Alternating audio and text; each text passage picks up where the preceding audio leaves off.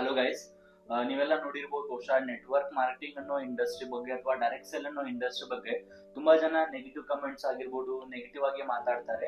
ಈ ಒಂದು ಸೆಕ್ಟರ್ಗೆ ಯಾಕೆ ಜನ ನೆಗೆಟಿವ್ ಆಗಿ ಮಾತಾಡ್ತಾರೆ ಅದನ್ನ ನಾ ಇಲ್ಲಿ ಎಕ್ಸ್ಪೀರಿಯನ್ಸ್ ಲೀಡರ್ ಇದ್ದಾರೆ ನಮ್ಮ ಹತ್ರ. ಅದೇ ಪರ್ಸನ್ ನಾನು ಕ್ವಶನ್ಗಳನ್ನ ಪುಟ್ಔಟ್ ಮಾಡಕ್ ಹೋಗ್ತಾ ಇದೀನಿ. ನನ್ನ ಮೊದಲನೇ ಕ್ವಶನ್ ಇದೆ, ಡೈರೆಕ್ಟ್ ಸೇಲ್ ಅನ್ನೋ ಒಂದು ಫೀಲ್ಡ್ಗೆ ತುಂಬಾ ಜನ ಹೇಳ್ತಾರೆ ಚೀಟ್ ಮಾಡೋ ಕೆಲಸ ಇದೆ, ನೀವು ಜನಕ್ಕೆ ಮೋಸ ಮಾಡ್ತೀರಿ ಅಂತ ಹೇಳಿ. ಅಂತ ಜನಕ್ಕೆ ನಿಮ್ದು ಉತ್ತರ ಏನಿದೆ ಸರ್?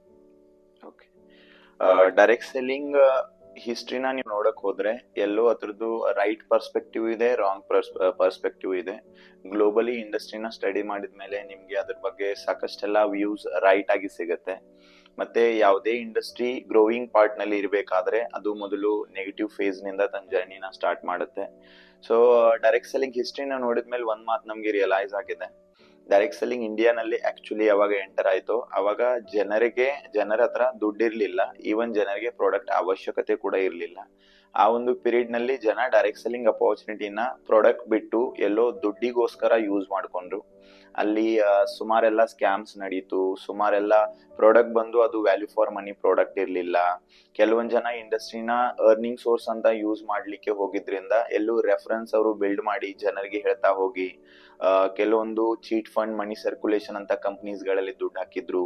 ಅದರಲ್ಲಿ ತುಂಬಾ ಎಲ್ಲ ಜನ ಸ್ಕ್ಯಾಮ್ ನ ಮಾಡಿದ್ರು, ಈವನ್ ತುಂಬಾ ಎಲ್ಲ ಜನ ಲಾಸಸ್ ನ ಅನುಭವಿಸಿದ್ರು.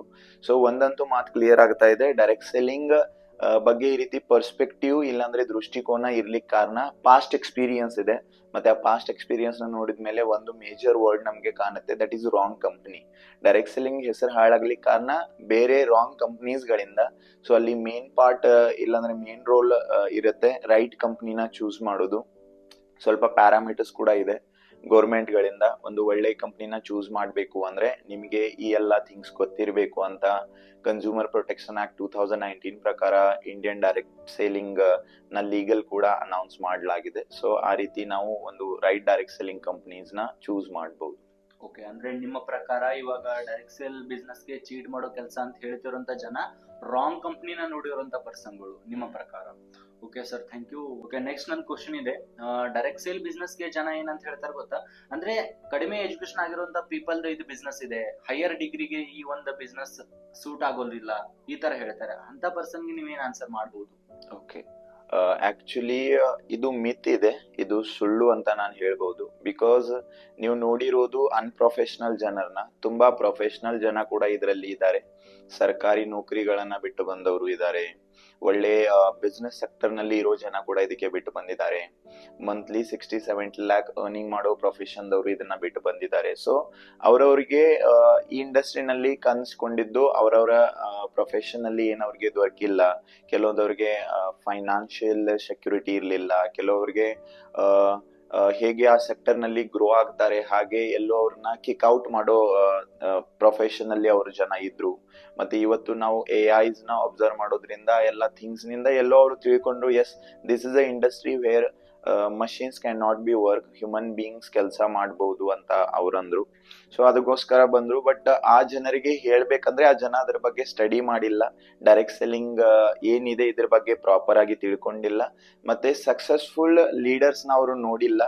ತುಂಬಾ ಎಲ್ಲ ಎಜುಕೇಟೆಡ್ ಜನ ಕೂಡ ಡೈರೆಕ್ಟ್ ಸೆಲ್ಲಿಂಗ್ ನಲ್ಲಿ ಇದ್ದಾರೆ, ಅವ್ರು ಅಬ್ಸರ್ವ್ ಮಾಡಿದ್ದು ಅನ್ಪ್ರೊಫೆಷನಲ್ ಪೀಪಲ್ ನ. ಸೊ ಅವರಿಗೆ ಎಲ್ಲೋ ಡೈರೆಕ್ಟ್ ಸೆಲ್ಲಿಂಗ್ ಬಗ್ಗೆ ಅಷ್ಟೊಂದು ಮಾಹಿತಿ ಇಲ್ಲ ಅಂತ ನಾನು ಹೇಳ್ತೇನೆ. ಓಕೆ, ಅಂದ್ರೆ ಡೈರೆಕ್ಟ್ ಆಗಿ ನೀವು ಹೇಳ್ತಾ ಇದ್ದೀರಿ ಈ ಒಂದು ಫೀಲ್ಡ್ ಅಲ್ಲಿ ಹೈಯರ್ ಎಜುಕೇಶನ್ ನ ಜನ ನೋಡಿಲ್ಲ, ಜಸ್ಟ್ ಇಲ್ಲಿ ನೋಡಿರೋ ಪೀಪಲ್ ಏನಿದ್ದಾರೆ ಅಂದ್ರೆ ಕಡಿಮೆ ಎಜುಕೇಶನ್ ಆಗಿರುವಂತ ಪೀಪಲ್ ಅವರು ಜಾಸ್ತಿ ಅಬ್ಸರ್ವ್ ಮಾಡ್ತಿದ್ದಾರೆ, ಅದಿದೆ. Okay sir, thank you.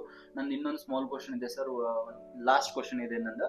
ಇವಾಗ ಜನ ಸೋಷಿಯಲ್ ಮೀಡಿಯಾಗೆ ಅಂದ್ರೆ ಇವಾಗಿನ ಯಂಗ್ಸ್ಟರ್ಸ್ ಎಲ್ಲ ಸೋಷಿಯಲ್ ಮೀಡಿಯಾಗೆ ಜಾಸ್ತಿ ಕನೆಕ್ಟಿವಿಟಿ ಇದೆ, ಅಂದ್ರೆ ಅದು ಸೋಷಿಯಲ್ ಮೀಡಿಯಾದಲ್ಲಿ ತುಂಬಾ ಜನ ಟ್ರೋಲ್ ಕೂಡ ಮಾಡ್ತಾರೆ ಸೆಕ್ಟರ್ ನ. ಅಥವಾ ಡೈರೆಕ್ಟ್ ಸೆಲ್ಲಿಂಗ್ ಏನಿದೆ ಗೊತ್ತಾ, ಇವಾಗ್ಲೇ ನಾವ್ ಹೇಳ್ತೀವಿ ಅಂದ್ರೆ ತುಂಬಾ ಜನ ಟ್ರೋಲ್ ಮಾಡಿ ಅಲ್ಲಿಂದ ಹೆಂಗ್ ಗೊತ್ತಾ ಮೋಸ ಮಾಡ್ತಾರೆ, ವಂಚನೆ ಮಾಡ್ತಾರೆ, ಅದು ಇದು ಪ್ರತಿಯೊಂದು ಬರುತ್ತೆ.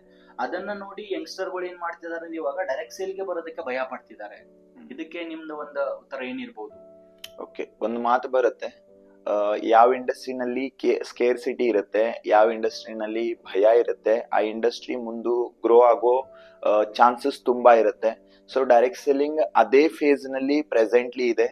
ನೀವು ಯಾವ್ದು ಇಂಡಸ್ಟ್ರಿನ ಸ್ಟಡಿ ಮಾಡಿದ್ಮೇಲೆ ನಿಮ್ಗೆ ಒಂದ್ ಮಾತು ಗೊತ್ತಾಗತ್ತೆ, ಆ ಇಂಡಸ್ಟ್ರಿನಲ್ಲಿ ಯಾವಾಗ ಗ್ರೋತ್ ಇಲ್ಲ ಆವಾಗ ಇಂಡಸ್ಟ್ರಿನಲ್ಲಿ ತನ್ನ ಸಮಯನ ತಮ್ಮ ದುಡ್ಡನ್ನ ಇನ್ವೆಸ್ಟ್ ಮಾಡಿದವರು ಅದು ಗ್ರೋಯಿಂಗ್ ಪಾರ್ಟ್ ನಲ್ಲಿ ಬಂದಾಗ ಆ ಜನ ತುಂಬಾ ಮುಂದೆ ಹೋಗಿರ್ತಾರೆ. ಸೊ ಅದು ಹೇಳ್ತಾರೆ, ಒಳ್ಳೇದಿದ್ದಾಗ ಎಲ್ರು ನಿಮ್ಮ ಹತ್ರ ಬರ್ತಾರೆ, ಕೆಟ್ಟ ಪರಿಸ್ಥಿತಿ ಇದ್ದಾಗ ನಿಮ್ಮ ಹತ್ರ ಬರೋ ಜನ ರಿಯಲ್ ಪೀಪಲ್ ಆಗಿ ಇರ್ತಾರೆ. ಸೊ ಆ ಇಂಡಸ್ಟ್ರಿ ಡೌನ್ ಫಾಲ್ ನಲ್ಲಿ ಇದೆ, ಆ ಇಂಡಸ್ಟ್ರಿ ಅಷ್ಟೊಂದು ಗ್ರೋತ್ ಇಲ್ಲ, ಆ ಇಂಡಸ್ಟ್ರಿದು ನೆಗೆಟಿವ್ ಪೀರಿಯಡ್ ಪ್ರೆಸೆಂಟ್ಲಿ ನಡೀತಾ ಇದೆ. ಯಾವಾಗ ಆ ಸಮಯದಲ್ಲಿ ಆ ಇಂಡಸ್ಟ್ರಿ ಜೊತೆಗೆ ಆ ಫೀಲ್ಡ್ ಜೊತೆಗೆ ನೀವು ಅಸೋಸಿಯೇಟ್ ಆಗಿರ್ತೀರೋ, ಆ ಇಂಡಸ್ಟ್ರಿ ಯಾವಾಗ ಬೆಳೆದು ನಿಂತಿರುತ್ತೋ ಅವಾಗ ನಿಮ್ಮ ಪರ್ಸನಾಲಿಟಿ ಕೂಡ ಅದರಲ್ಲಿ ಹಿಸ್ಟ್ರಿ ಕ್ರಿಯೇಟ್ ಮಾಡೋ ಹಾಗೆ ಪರ್ಸನಾಲಿಟಿ ಬೆಳೆದಿರುತ್ತೆ. ಓಕೆ ಸರಿ ಸರ್, ನಂದು ಇನ್ನೊಂದು ಇದರಲ್ಲಿ ಅಡಿಷನಲ್ ಇದೆ. ನಾನು ಕೇಳಿದ್ದು ಇನ್ನೊಂದು ಕ್ವಶನ್ ಇತ್ತು, ಅಲ್ಲಿ ಸೋಷಿಯಲ್ ಮೀಡಿಯಾ ಇನ್ಫ್ಲೂಯೆನ್ಸರ್ ಇದನ್ನ ರಾಂಗ್ ಆಗಿ ಪ್ರಮೋಟ್ ಮಾಡ್ತಿದ್ದಾರೆ. ಓಕೆ, ಸೊ ಆ ಜನರಿಗೆ ಏನ್ ಹೇಳ್ಬೇಕಂದ್ರೆ, ಈಗ ಸೋಷಿಯಲ್ ಮೀಡಿಯಾ ನೀವೇ ನೋಡಿದ್ರೆ ಇಲ್ಲಾಂದ್ರೆ ನ್ಯೂಸ್ ಅದು ಇದು, ಆ ಜನರಿಗೆ ಕಂಟೆಂಟ್ ಮ್ಯಾಟರ್ ಆಗತ್ತೆ, ಅವರಿಗೆ ಅದು ಏನಿದೆ ಹೇಗಿದೆ ಇದು ಮ್ಯಾಟರ್ ಆಗಲ್ಲ. ಆ ಜನ TRP ಯಾವ ಸಬ್ಜೆಕ್ಟ್ ನಲ್ಲಿ ಇರುತ್ತೆ ಅದನ್ನ ಪ್ರಮೋಟ್ ಮಾಡ್ತಾ ಹೋಗ್ತಾರೆ. ಸೊ ನ್ಯೂಸ್ ಪೇಪರ್ ನಲ್ಲಿ ಸುಮಾರು ಸಾರಿ ಬರುತ್ತೆ, ಲೇಟರ್ ಅವರು ಇದನ್ನ ರಿವೀಲ್ ಮಾಡ್ತಾರೆ, ದಿಸ್ ವಾಸ್ ನಾಟ್ ಟ್ರೂ. ಎಷ್ಟೋ ಸಾರಿ ನ್ಯೂಸ್ ನಲ್ಲಿ ಬರುತ್ತೆ, ದೇ ಸೆಡ್ ದಟ್ ಆಕ್ಚುಲಿ ಹೀಗಿರ್ಲಿಲ್ಲ ಅದು ಹೀಗಿತ್ತಂತ. ಸೊ ಇವತ್ತು ಸೋಷಿಯಲ್ ಮೀಡಿಯಾ ಮೇಲೆ ಬರೋದು ಎಲ್ಲ ನಿಜಾನೇ ಅಂತ ನಂಬ್ಲಿಕ್ ಆಗಲ್ಲ. ಹಾಗಿದ್ರೆ ಇದಕ್ಕೋಸ್ಕರ ಕನ್ಸ್ಯೂಮರ್ ಪ್ರೊಟೆಕ್ಷನ್ ಆಕ್ಟ್ ಅನ್ವಯ ಮಾಡಿ ಡೈರೆಕ್ಟ್ ಸೆಲ್ಲಿಂಗ್ ಲೀಗಲ್ ಅಂತ ಇಂಡಿಯನ್ ಗೌರ್ಮೆಂಟ್ ಅನೌನ್ಸ್ ಮಾಡ್ತಾ ಇರ್ಲಿಲ್ಲ.